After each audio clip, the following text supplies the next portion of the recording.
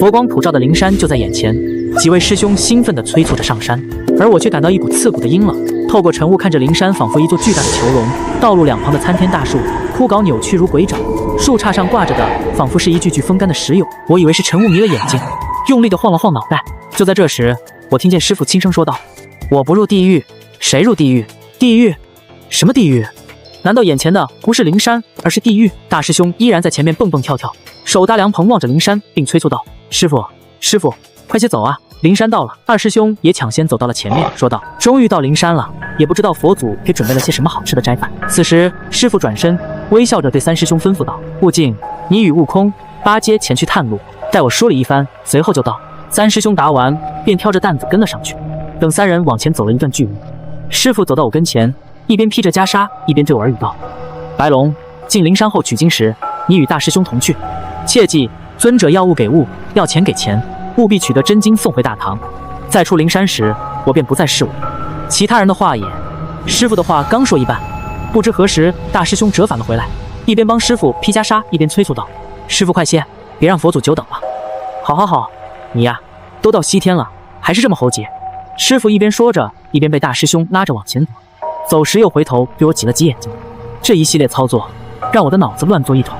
西行这一路，师父也只是把我当作讲路，基本没和我多说过一句话。此时他为何突然对我说起这些？还有出了灵山，我便不再是我，加上前面的入地狱，到底是什么意思啊？另外，其他人的话也什么？是信还是不信？是全不信还是信一部分？思索间，我跟着队伍一路进了灵山，登上就峰顶，看到了大雷音寺。可当我站定一看，顿时吓得四腿发软。只见前方由无数破碎的石像垒成一个莲花状的座椅，只是这佛祖脸上一半慈眉善目，一半却如龟裂的焦土，黑色的魔气正从裂纹中渗出。而那两边各路菩萨罗汉，个个更是似笑非笑，面目狰狞。正在这时，从那万古丛中传来一阵尖声尖气的声音：“金蝉子，叫你那白龙马也现了人形吧！”弟子遵命。师父回话后，伸手摸了摸我的脑袋，说道：“你便依佛祖言，变回人形吧。”只是他说完后，在我脑袋上轻拍了3下，一时间不知为何，我摇身一变，变成了那个英俊帅气的龙王三太爷。可当我一睁眼，雷音寺又变成了金碧辉煌、香烟缭绕的佛徒圣地。我瞬间明白了，我未变身之前属于畜道，而畜道可见万物，也能是真假。所以看到的雷音寺与人道、仙道均不同。这样来看，眼前的雷音寺难道就是师父口中的地狱？而此时座上佛祖正在对大唐王朝大批特批，一副没有佛法真经，大唐就是地狱的样子。我心想，你屁股下面的犀牛贺州也不比大唐所在的南瞻部洲好啊。片刻后分封完毕，师父再次拍了拍了我：“白龙，你去帮大师兄把经书取出来。”遵师命。我做个揖，正要转身，脑海里突然传来一个声音：“白龙，记住要取真经，切不可把魔经带回了东土。”只见下方烟雾缭绕，水汽漫漫，几位尊者正在服侍一人沐浴更衣。本来我以为是如来佛祖，可定睛一看才发现，那个被服侍的人不是别人，正是取到经书后就失踪了的师父。心里不禁思索道：师父也算是回他老家了，有专人照顾起居也不足为怪。可大师兄带我看这些有何深意？大师兄似乎能听见我的心声，隔空传音与我说道：“你再仔细看看。”我再往下看，透过层层水汽，看到那由诡异符咒铺成的池底，乃是一汪沸腾的赤红药液。随着下面烈火加热，洪水中冒起一个个的气泡，而那下面架火的那些燃料一根根形状诡异，分明就是充满了灵气的道骨，那是修道之基。我惊得直接发出了声音。就在这时，下面的一个罗汉飞身跃到了横梁上，并大声吼道：“何方妖孽在此？”还是大师兄眼疾手快，拉了我就飞了回去。等元神归位，发现二师兄已经离开了。这时大师兄一边自己抓了一块大饼往嘴里塞，一边招呼我吃东西，同时大声说道：“师弟，快吃啊，这不比你西行一路的草料好吃。”等巡视的尊者走开了，他又迅速将那块饼扔到桌子上。待我仔细看时，才一阵恶心，那哪里是饼，而是一块散发着腥气的生肉。正当我胃里翻江倒海时，大师兄起身离开，并小声对我说道：“记住，明天太阳升起前不要出门。”我急忙问道：“刚才师父是怎么回事？”大师兄没有停住脚步，只是小声回了一句：“明天你自会明白。”自从靠近灵山，我的脑子就越来越乱。先是师父的交代，然后又是二师兄救我后说的那一番话。大师兄又带我看师父被洪水沐浴，还叮嘱我不要乱跑，分明是在帮助我离开灵山啊。还有已经露出魔相的三师兄，他到底是早就成魔，还是读了魔经后再成魔的？这些问题想着想着，已是3更时分。就在这时，我突然听到远处传来了一阵野兽咆哮的声音。这灵山在大师兄收了我的法眼后，又恢复成了那个金碧辉煌的佛教圣地。而此时为何有野兽的声音？这时我突然想起大师兄的叮嘱，但是越是想，就越想去看看究竟。终究我还踏过了禅房的门槛，慢慢向声音传来的方向靠近。等我走到火光处一看，顿时惊得倒吸一口凉气。只见西天诸佛个个尽显魔相，脸上黑色纹路蔓延，双目赤红，嘴里更是发出野兽般的低吼。那野兽的声音就是从他们嘴里发出的，而他们中间却又实实在在端坐着一位僧人。他身披黄袍僧衣，双眼微闭，双手合十，面向东方。这人正是我的师父唐僧。在他的正前方，大师兄赫然与石佛并排站，似乎在等着人骨莲台上的如来发话。这时空中传来了一阵似男似女的怪声：“毗卢师佛，这一路有劳你了。”如来话音一落，大师兄立掌行个佛礼，回道：“佛祖谬赞了，为了我西天大业，就算灰飞烟灭又如何？”哈哈哈，好好好好好一个西天大业！如来的笑声刺得我耳朵生疼。而更让我心惊的是，他竟然叫大师兄毗卢师佛。毗卢师佛那可是西天排名第5的佛，难道真如二师兄所说，大师兄早没有了？这个陪着我们一路西行的孙悟空，只是毗卢师佛的变身，也就是说，自始至终根本就没有什么六耳猕猴，而是神通广大的毗卢师佛。难怪当时谛听兽辨出真假，却不敢说。这时又听那如来说道：“不过还得委屈你些时日，切记要将那孙悟空的元神牢牢封印在这具躯壳之内，等3界大事一定，再让这只猴子神魂俱灭。”这时诸佛骂声四起：“对，一定要让那只猴子在3界消失。若不是他500年前大闹天宫，毁了蟠桃盛会，我等修行岂会如此艰难？”如来听完挥挥手说道：“要说来还得感谢这只猴子，若不是他偷吃仙丹，毁了蟠桃盛会，天庭诸神又将多500年的修为，我们又如何能找到这么快捷的修行方式呢？”哈哈哈哈！如来说完，诸佛跟着一起狂笑，那笑声如鬼哭狼嚎，让人不寒而栗。突然，如来大手一挥，诸佛声音戛然而止，现场立即恢复成一片死寂。接着，如来那不男不女的声音再次响起：“金蝉子，使你的肉虽不能不死不灭，但却能增加我等100年修为。今日便是你成正果之时。”此时师父依然眼睛微闭，平淡地说道：“修佛之人不在乎天堂地狱，这身皮囊要便拿去，只是贫僧有一请求。”哈哈，说吧。唐僧睁开双眼，看着如来说道：“恳请佛祖允我回东土完成传经，而后我定回西天献上这身皮囊。”我听到这里只感觉浑身一震，心里不禁问道：“献上这身皮囊，什么意思？难道真正要吃师傅的是这些佛和菩萨？”正在这时，万古堆成的莲花座上传来了如来一阵刺耳的笑。如来的笑声极其刺耳，若不是耳中有白莲花护着，耳朵怕是早废了。就当我极力忍受如来的笑声时，又听他用那尖锐的声音说道：“金蝉子，几百年了，你还是这般不听话。你可知从东土出发历经了多少劫难？”这时师父双手合十，又闭上了双眼，轻声说道：“总计80难。”如来听完哈哈大笑：“99归一，方得圆满。本该81难，却只80难便让你进了灵山。你难道不知这其中缘故？”弟子不知。愚蠢！那是因为我们需要你这身皮囊，若不是因为要将我佛家真经传到东土，你就不可能活着走过流沙河，而你还想着回东土，真是愚蠢至极。而此时师父听到这里，似乎没有被激起心中的波澜，他平静地说道：“佛祖，欲海无边，回头是岸。”师父话音一落，只见分列两边的菩萨、罗汉同时发出一阵阵尖笑，而莲台上的如来则发出一声野兽般的狂吼：“大胆逆徒，竟敢与我讲起佛法！”吼！就在佛祖一声狂吼的同时，他那宽大的黄袍中伸出一只尽是枯骨的大手，直直地伸向了师父。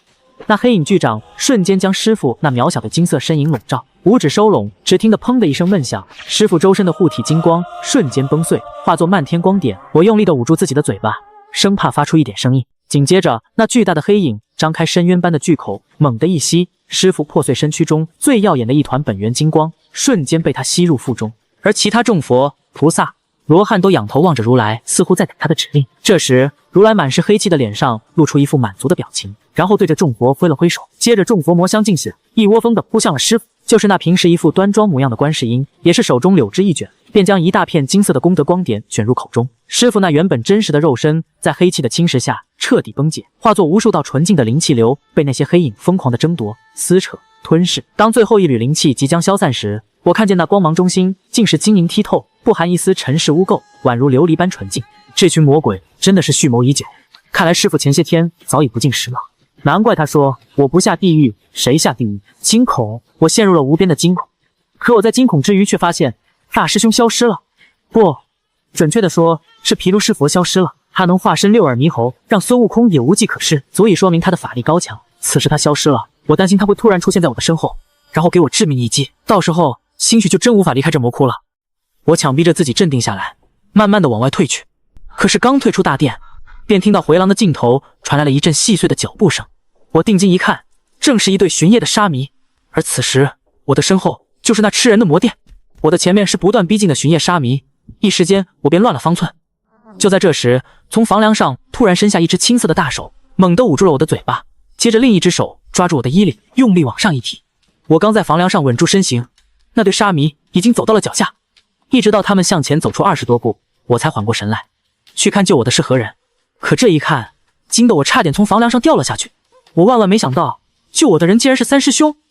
他看着我，惊得瞪得大大的眼睛，又一把捂住了我的嘴，接着隔空传音与我说道：“此地不宜久留，去我禅房。”说完，我俩便急速地向着西南的禅房飞去。回到三师兄的禅房，才知道刚才救我的是三师兄的元神，而他的肉身依然在灯下看着经书。看到这里，我突然想到一个问题：难道看经书的一直都只是三师兄的肉身？难道他看经书只是在做样子？那又是做给谁看？只是此时三师兄的额头和脸上的青筋凸起，就连脖子上也是青筋连连。三师兄似乎看穿了我的心思，从怀里掏出一幅八卦图，向着空中一扬，那门窗的位置立即出现一幅八卦的幻影，接着变换成无数的金色符咒，将那门窗封得严严实实。不等三师兄开口，我指着他脸上的青筋，抢先问道：“三师兄，你这是？”三师兄苦笑一声，却回答了一句极其深奥的话：“这皆是你我的宿命。”你，我，三师兄什么意思？三师兄看了看堆在桌子上的经书，悠悠地说道：“从这个局开始的那一刻，你我的命数就已经定了。”当三师兄说出局这个字时，西行取经以来的所有事在我大脑里闪现，一桩桩，一件件，先是组成一条条链，接着又变成一张张网，而我们经历的每一件事都是这张网的节点。对，西天取经就是一个局，只是我不知道自己是什么时候开始卷进来的，或者说是谁把我们扯进这个局的，而这个局又是谁在操纵？三师兄，这个局到底什么时候开始的？背后的操纵者又是谁？三师兄又是一阵苦笑，说道：“从那只猴子从石头里爆出来，当他拜四方时，眼中金光射到天庭的那一刻起，这个局就开始了。”我摇了摇头，表示没听懂。三师兄接着又说道：“如来选中了孙悟空这枚棋子，而天庭也是将计就计，然后同步布下了我们这一枚棋子。那为什么偏偏是我们？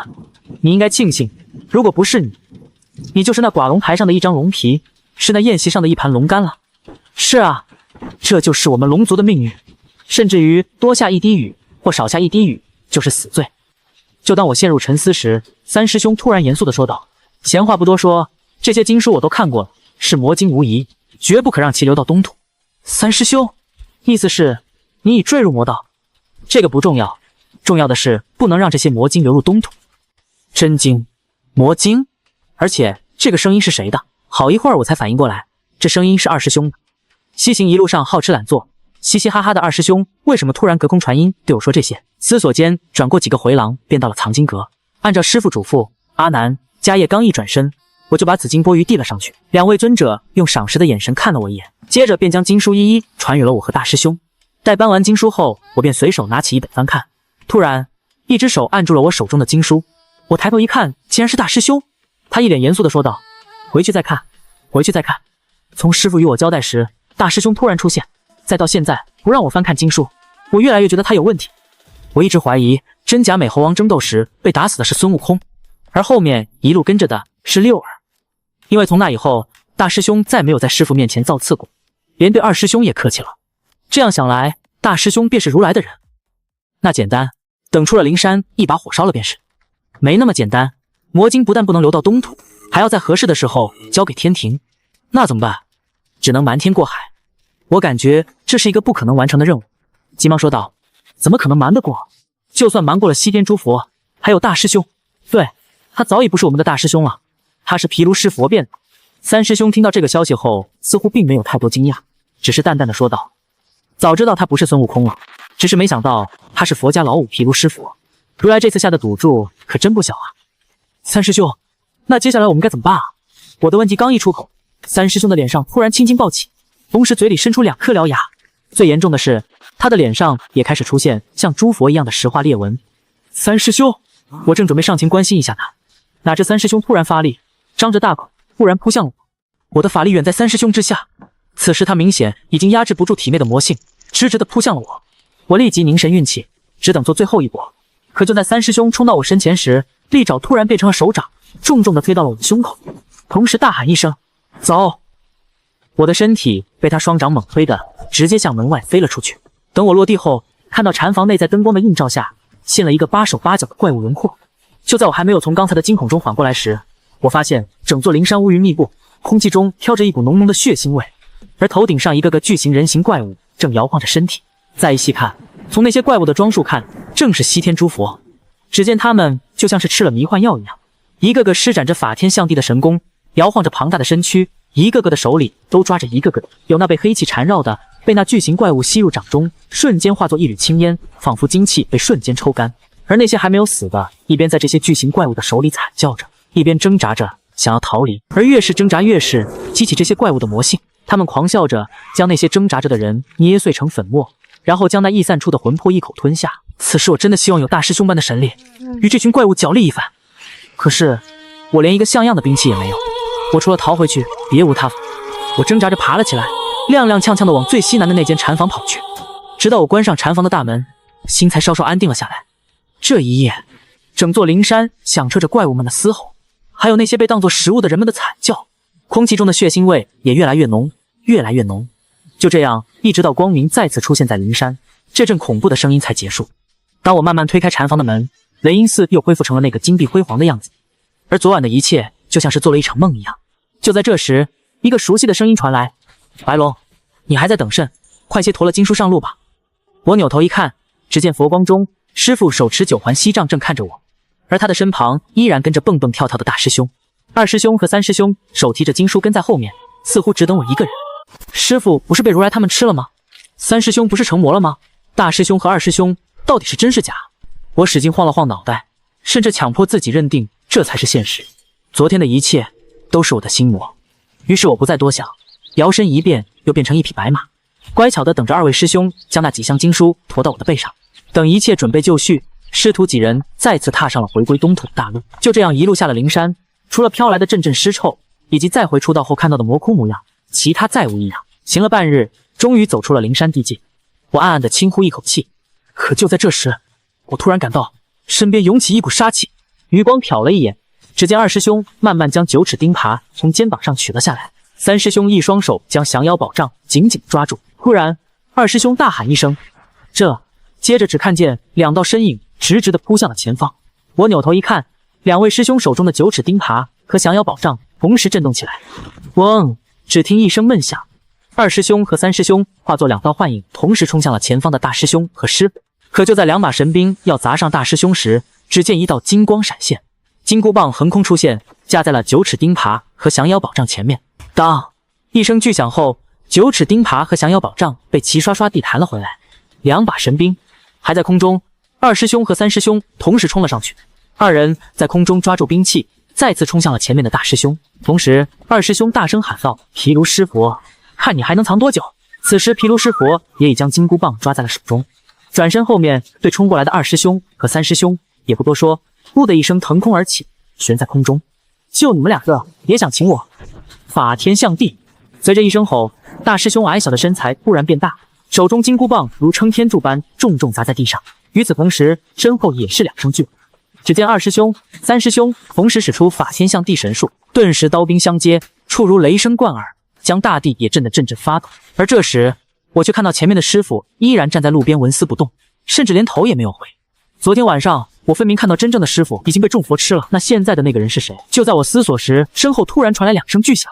我扭头一看，二师兄和三师兄被毗卢师佛一棒从空中打了下来，2人落到地上，撞出2个大坑。此时，毗卢师佛用金箍棒压在二师兄和三师兄的喉咙处，同时收了9齿钉耙和降妖宝杖，笑着说道：“就你们俩的本事，还想忽悠天道？看来天庭真的是气数已尽了。”哈哈哈哈！毗卢师佛，纵使你修了魔道，也就这点本事。你以为我们这场打斗就是结局吗？我告诉你，这只是开始。地上的二师兄似乎根本就不在乎毗卢师佛的武力，哈哈大笑着说道。毗收师佛听完后大声回应道：“好，那我就先灭了你们的元神。”话音一落，只见毗卢师佛双手一扬，那金箍棒高高飞起，随时准备砸向地上的二师兄和三师兄。接着，毗卢师佛一声喊，那金箍棒化作万道金光，直直地砸了下来，惊得我四脚乱踢。此时，我心想，我纵使拼了这条命，也要为这天道搏一搏。接着，我一咬牙化为龙形，直直地冲向了毗卢师佛。可就在要撞上毗卢师佛的一瞬间，只见他身形一晃，同时一掌拍到我的脑门上，只将我拍得摔在了二师兄和三师兄的身边。而此时，那由金箍棒化作的万道金光已杀到跟前，我们三人几乎同时将眼睛一闭，只等灰飞烟灭。可是等了片刻，那万道金光并没有刺透我们的身体，撕碎我们的元神，反而是周围一片寂静。我慢慢地睁开了眼睛，只见眼前流光溢彩，64道卦象在虚幻中交替出现。我脱口而出：“乾坤罩。”这时，毗卢师佛换了一副表情，笑着说道：“都起来吧，我不是你们说的什么毗卢师佛，我是孙悟空。”可他的话音落下，二师兄和三师兄并不买账。二师兄大声叫骂道：“该死的蛮佛，要杀要剐随便，少拿那小儿的把戏来侮辱我等。”毗卢师佛的话，别说两位师兄不信，就是我也不信。这时，毗卢师佛再次发出一声大笑：“哈哈哈！呆子，看不出来你还这等聪明，这西行一路你倒是藏得深啊！”二师兄和三师兄同时发声道：“你也配叫我呆子？有本事把兵器还我，我们再战一场。”“对，把兵器还我再来。”这时，毗卢师佛抬头看了看乾坤罩，突然严肃起来说道：“这乾坤罩你们可认得？它能隔天眼，能断时空，但时间有限，现在只能长话短说。”毗卢师佛的话还没说完，就被二师兄打断了：“蛮佛，少来那么多废话，要打便打，要杀便杀。”这时，毗卢师佛再次腾空而起，飘在半空中说道：“你们再看这个。”只见毗卢师佛微微运功，额前立即闪出一个金点，接着慢慢放大，变成一个四四方方的如印章模样的金色图案。这东西我自然不认得，但三师兄却脱口而出道：“封天印。”二师兄也接着问道：“你真的是猴哥？那毗卢师佛呢？”孙悟空收起封天印落到地上，说道：“当年我被如来波语所助，这毗卢师佛趁机占了我的躯体，封印了我的元神。幸得王母在太虚境中对我亲自点化，又赐我这封天印，才得以灭了这毗卢师佛，重见天日。”接着，孙悟空又将一些前因后果都讲了一遍，这样所有人才认定他就是那个久违的齐天大圣孙悟空。看到大师兄真正的回归，我心情大悦，急忙指着远处的经书问道：“那接下来怎么办？那些魔经？”可我刚说完，大师兄却闪动着他那双火眼金睛，突然扭头看向三师兄，说道：“魔经先不急，先解决了这真魔再说。”我和二师兄同时扭头看向了三师兄，就在这一瞬间，三师兄突然大吼一声，接着他那本就泛着青色的身体急速胀大，脸上黑色的血管密布，口中露出一口獠牙，从那獠牙的缝隙中淌出一丝丝的脓血。大师兄不等成魔的三师兄动手，率先挥棒打了过去。二师兄似乎一时还没反应过来，抓了9齿钉耙在一旁掠阵。只见这乾坤罩内一大一小两个身影来回窜动，两只神兵打在乾坤罩上，激起一阵阵火花。渐渐的，却见那三师兄却越战越勇，二师兄最终还是脚下一蹬，冲入了战团。砰！也不知三人斗了多久，突然一声响后，三师兄从空中坠落了下来，而金箍棒和9齿钉耙紧随其后，直直地砸向了三师兄的脑袋。就在这时，只见三师兄做成双足夹夫，手捏五雷指法印，紧闭双眼，摆出一副受死的模样。而金箍棒和9齿钉耙见状，也定在了空中。这时，大师兄说道：“沙师弟，你魔已入心，今日只得灭你元神了，希望你莫要怪我。”二师兄也跟着说道：“沙师弟，我早知道你为了是那魔晶坏了心神，本想走完这一趟再求玉帝救你，奈何你元神已废，我也留不得你了。”三师兄此时气息微弱，说道：“多谢二位师兄，我体内魔性太甚，现在只能用五雷法印短暂压制，还请二位师兄给我一个善果，也不枉我几百年在流沙河受的那飞剑之苦。”这时我才终于明白了三师兄说过的宿命，但我还是想救他。我希望我们4人能真正的一起东归，最后他们回他们的天庭，我能回我的西海。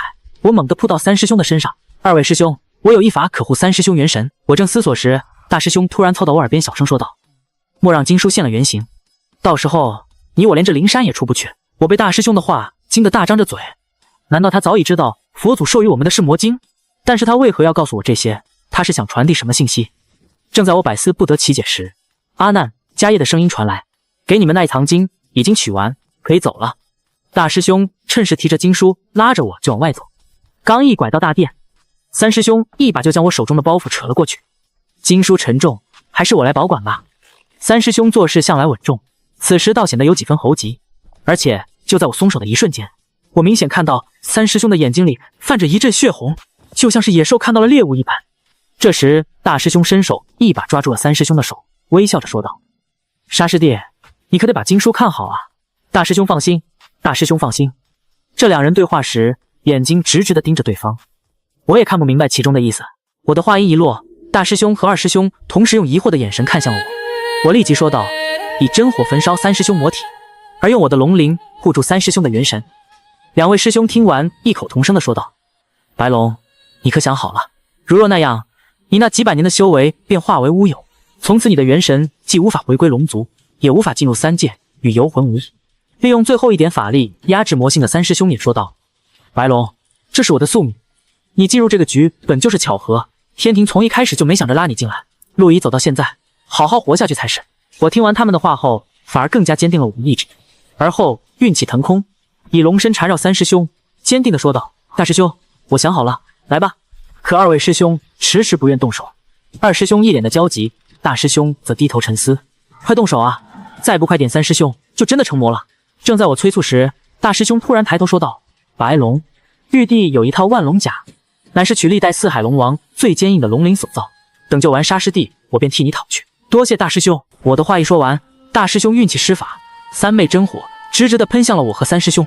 不久，我便晕了过去，也不知道我昏迷了多久。等我醒来时，正趴在一个人的背上，这人个子高大，一身青色皮肤。我突然惊得叫了起来：“三师兄，你没死！”一向少言寡语的三师兄嘿嘿笑着说道：“死了，但没死透。”嘿嘿，那这……我指着他的身体问道：“大师兄，用他的猴毛给我变了一副虚体，虽不及本体好用，至少能存下我的元神。等走完这一趟，修炼个100-10来年也就复原了。”大师兄，你太牛了吧！我刚夸完，大师兄回头指着前面走着的师傅说道：“这算啥？前面的师傅也是我变的，虚体，一般神仙都看不出来。”大师兄正说着，我只感到自己浑身冒着金光，立即惊讶地问道：“大师兄，我的身体是不是也是你变的虚体？怎么还冒着金光？”二师兄立即接过话说道：“你得感谢大师兄，若不是他以一世的自由为代价，玉帝哪肯赐你这万龙甲？”我一听便知道大师兄为这副甲付出了多大的代价，以他桀骜不驯的性情，岂能安心为玉帝所用？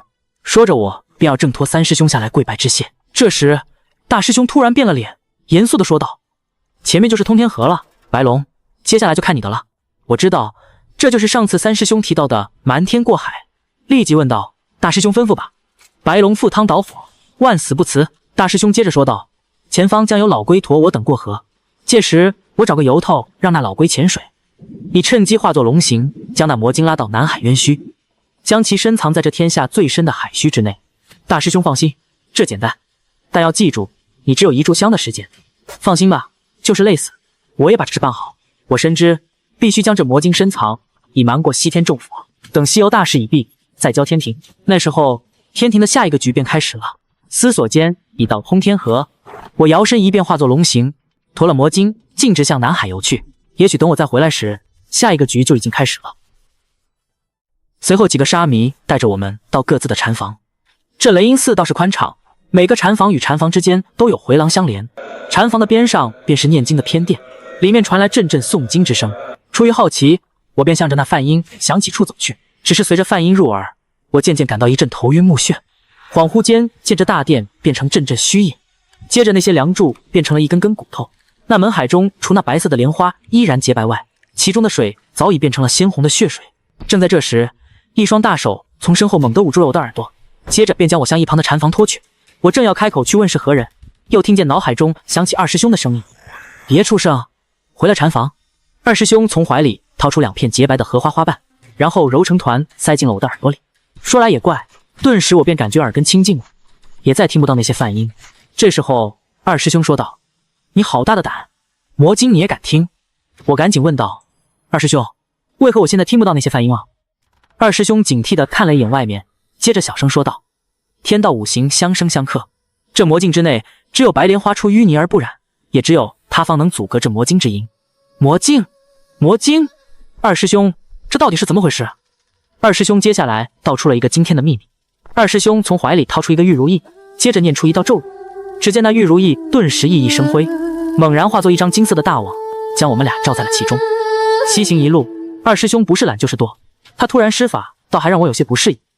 不等我发问，二师兄率先解释道：“别看了，太上老君给的，现在把耳朵竖起来，听我与你说重点。”接着，二师兄抬头望向东方，悠悠地说道：“几千年来，西天虽然面上臣服天庭，但无时无刻不想着取而代之。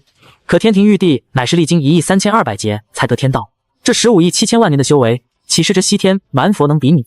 二师兄，那这西天佛祖还这等不自量力，妄想取代天庭一统三界，而且这和魔晶又有何关系？也正是如此，这西天诸佛见走正道无望，便选择了此捷径。从今天的灵山来看，他们果真早已坠入了魔道。从二师兄的话里，我能听出西天诸佛坠入魔道的事，他应该早就知晓了，只是为何偏偏今天才与我说起？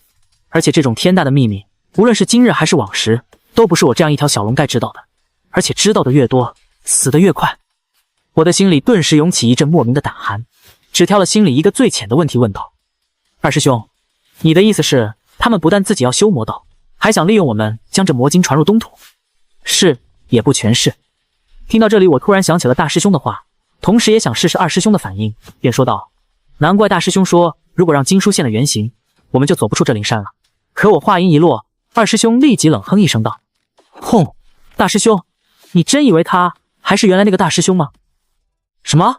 二师兄，你的意思是？”我听到这里有些语无伦次了。难道我的猜测是对的？但为何大师兄又要提醒我，或者说还有要助我们离开灵山的意思？就在二师兄即将为我揭开谜底时，门外突然传来了阿难的声音：“净坛、广利，佛祖请二位去大殿传经。”二师兄听到声音，立即收起法器，同时大大咧咧地问道：“尊者，这晚饭有没有着落啊？这肚子饿着，怎么听佛祖传经啊？”阿难立即笑着回应道：“马上安排，马上安排。净坛使者主管贡品，往后可得多多关照啊。”好说好说，哈哈哈哈。这两人一边打着哈哈，一边穿过回廊向大殿走去。途中经过一间禅房，我突然看到一个熟悉的身影，是三师兄。